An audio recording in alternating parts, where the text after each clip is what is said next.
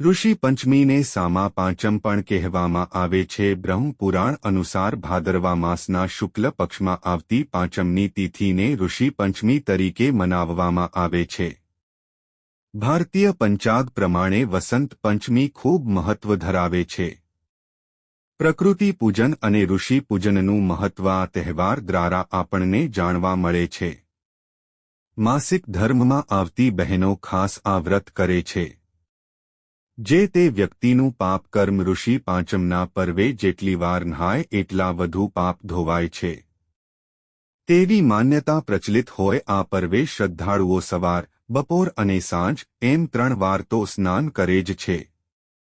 તેમાંય જે સ્થળે પાંડવોના પાપ ધોવાયા તે કોળિયાકના નિષ્કલંક મહાદેવ મંદિરના સમુદ્ર તટે તો જે ભાવિક શ્રદ્ધાળુને નહાવાની તક મળે તે પોતાની જાતને ધન્ય ગણે છે. એક પૌરાણિક કથા પણ આ પવિત્ર તહેવાર સાથે જોડાયેલી છે. વિદર્ભ દેશમાં એક ઉત્તંક નામનો સદાચારી બ્રાહ્મણ રહેતો હતો. તેને સુશીલા નામની એક પતિવ્રતા પત્ની હતી. આ બ્રાહ્મણને એક પુત્ર અને પુત્રી એમ 2 સંતાન હતા. વિવાહ યોગ્ય થતાં તેણે પુત્રીના વિવાહ સમાન કુળવાળા પરિવારમાં કર્યા, પરંતુ થોડા જ દિવસોમાં તે વિધવા થઈ ગઈ. દુઃખી બ્રાહ્મણ દંપતી પુત્રી સાથે ગંગા તટે રહેવા લાગ્યા.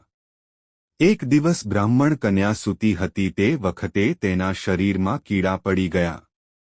ઉત્તકે સમાધિ લગાવીને જોયું તો તેને ખ્યાલ આવ્યો કે પૂર્વ જન્મમાં પણ તે બ્રાહ્મણી હતી અને રજસ્વલા હોવા છતાં તે વાસણોને અડી ગઈ હતી. આ જન્મમાં પણ તેણે બીજાનું જોઈને ઋષિ પંચમી વ્રત કર્યું ન હતું. પિતાની આજ્ઞાનુસાર તેણે ઋષિ પંચમી વ્રત કર્યું અને તેને સર્વ પાપોમાંથી મુક્તિ મળી. આ જન્મમાં તેણે સુખ ભોગવ્યું અને પછીના જન્મે તેને અખંડ સૌભાગ્યની પ્રાપ્તિ થઈ. આમ વ્રતના પ્રભાવથી અખંડ સુખ અને સૌભાગ્યની પ્રાપ્તિ થાય છે. જો તમને આ વિડિયો પસંદ આવ્યો હોય તો આ વિડિયોને લાઇક કરો અને સબસ્ક્રાઇબ કરો અને કોમેન્ટમાં હર હર મહાદેવ જરૂર લખો.